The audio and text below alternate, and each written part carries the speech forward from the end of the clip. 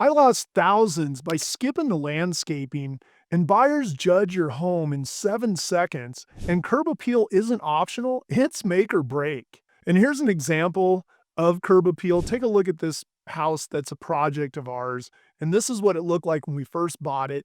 And look at the bushes and everything. How would you like to pull up to that house? And would you be excited or not? Well, stay tuned. We'll show you how that one turned out, but we learned our lessons.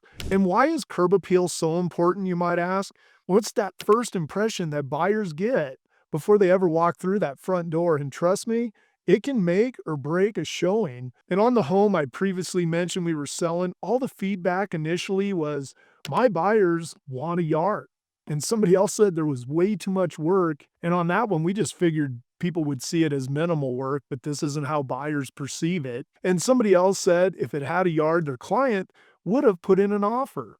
So you know what? That feedback convinced us that we should have focused on that exterior a little more. So whether you're selling a home, maybe you're doing a flip, or you just want to clean up the look of your property, here are my 5 top curb appeal upgrades that actually matter. So let's dive in. So first up, let's talk about that landscaping. And again, here's a picture of the house after, and look how much better that looks with fresh sod. We have mulch, we edged around things and so forth. And again, that was a little overboard than what we'll cover here, as, you know, I'm not telling you that you have to spend huge money, do a full out landscaping job. If you already have a yard, then it's just about neat and intentional. And what I mean by that, things like edging the lawn, and I have a tool I'll put down in the description that you can use to do this, but nothing says this place is dialed in more like clean, crisp lawn lines.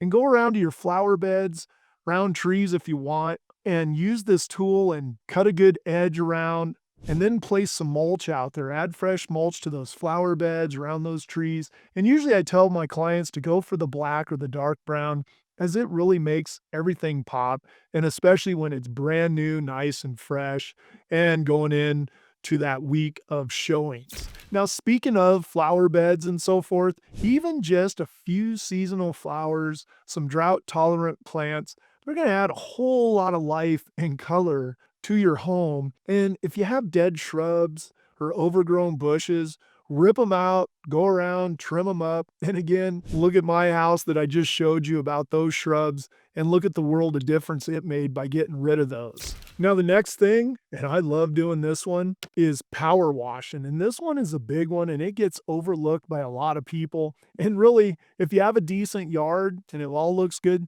this could be the only thing you have to do. But just go out and hit the deck and the driveway, the gutters, pavers, fencing, garage door, and be careful on some of these items, as you don't want to hit them too hard. You need to understand how to do it, and you'll get years of grime that will come off, and suddenly all these things will just look brand new again. I mean, if your gutters are full of gunk or streaks are on the siding, buyers notice that stuff right away. And power washing can be one of your highest bang for your buck.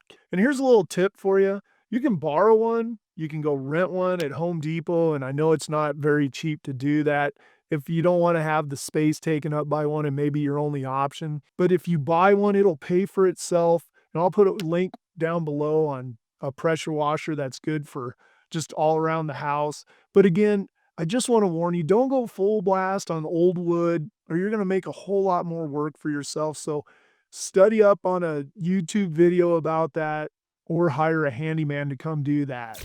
Now, the next thing, let's talk about paint and repairs. If you have peeling paint on siding or trim or the fascia boards, that's a red flag for the buyers. And again, they're going to notice this right off the bat. And also go around, check your window trims, especially at the bottom corners. If it's rotted, then just go out and replace it and get it painted up. A good handyman can do this for a minimal amount.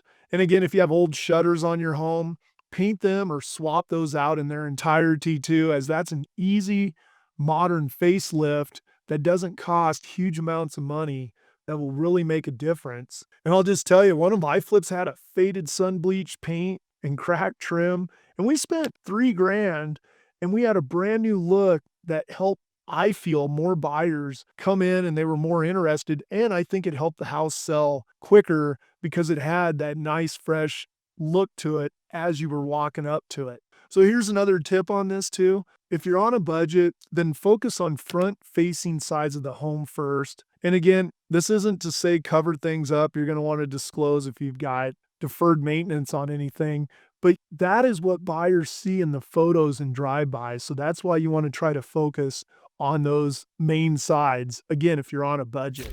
Now let's move on to the front entry. Now this is where the buyers pause. So you're going to want to really make this one shine. Go out and paint that front door a bold, tasteful color.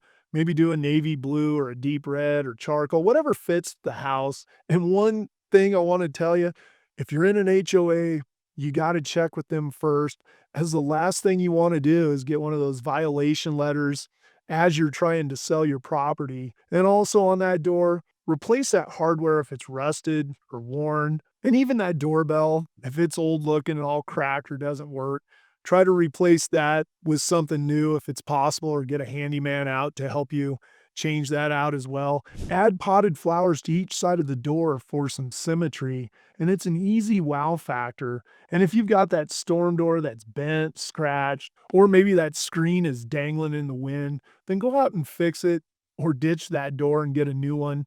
And if you need help with the screen, you can go to Ace Hardware, Home Depot. They do have people that can do that for you. And they also have kits so you can do it yourself as well. And I'll have to say, I've had buyers stand there fiddling with a broken storm door, and they already start looking for more issues. And that is not the mindset that you want to start out with, trust me. Now, let's not forget about all those surfaces under your feet. And I'm not talking about the dirt. I'm talking about your driveways. Pressure wash those. And if you have an asphalt driveway, maybe consider a fresh top coat on that. And if your driveway is concrete, then go out and assess the cracks. If you have just small ones, then really not a big deal. But if you have some wide, uneven cracks, then you might need to repair or replace. And again, if you're not clear, or you don't understand what deems a repair and so forth, then make sure you work with somebody that can tell you this. And a good professional agent should be able to coach you through this if you don't know. And if you don't know who to contact, just hit my link down below and I'll connect you with somebody. And if you have a deck, inspect that for rotted wood, replace what you need to, and also you can throw on a coat of deck stain. That will really make everything pop as well when those buyers are out there walking around the exterior of your home. And if you have pavers, and we all know what happens with those, they get the weeds growing up in between them. Get rid of those. You can use a spray, but if you don't want to use any chemicals, you can just go out and do some good old-fashioned elbow grease on that to clean those up. And an example of this, I have one of my rental homes, and it had a patio that looked like a jungle of weeds between every paver. And we just cleaned those up and added some sand to it. And it looked like we had done a $5,000 upgrade with everything. And it cost under $300 and a little bit of elbow grease. So as you can see, it won't take much to freshen up those pavers if you have that problem. Now let's talk about the exterior lighting. And you're going to want to go out and swap out those old rusty sconces, porch lights, for something more modern. And you can find some really good ones for under $100. And I'll put some down in the link that I've used on my own properties or I've recommended to my clients. And also another thing, and this is a pet peeve of mine for anything, go around, replace every burned out light bulb or those old dingy looking bulbs. And there's no leeway on this. You must do that. And also add some of those solar lights along your walkways if you want a nice evening glow. And I am telling you, potential buyers, they will drive your neighborhood at night. And I've actually had my buyers tell me how nice a home looked at night, that it was so lit up with all those landscaping lights compared to the neighbors' homes. And I love telling sellers, light equals safety, style, and emotional pull, and it makes the house feel warm and very cared for. So here's your punch list, and we'll put it down below so you can pull it up too. But clean up the landscaping. Again, do your edging, mulch, get some flowers. Go around, power wash anything that isn't moving. Repair peeling paint and trim and shutters. Go around and update your entry with door paint, hardware, and flowers. And freshen up the driveways, decks, and walkways. And again, check that lighting and make that entry shine. And you don't need to break the bank with any of these. You just need smart visual updates that'll make those buyers excited before they even walk in the front door. And if you're getting ready to sell or you have a home that just needs that wow factor, then do these things first. And if you're around in the Denver area and you need a hand getting your home ready, I've got the crew and resources and 30 years of doing this. I'd love to help you out. Or if you need somebody in your area as well, again, reach out to me. I'll send somebody out there that can help you. And also, please share this video with somebody that you feel could benefit from it. And also, give me your comments about things that you've done that you feel have helped, or any suggestions here, as it'll help me with future videos, and it'll also help everyone else that is on here as well. And also, please subscribe to my new channel, as it'll help me as well. And also, until next time, stay tuned for this video that's coming up next.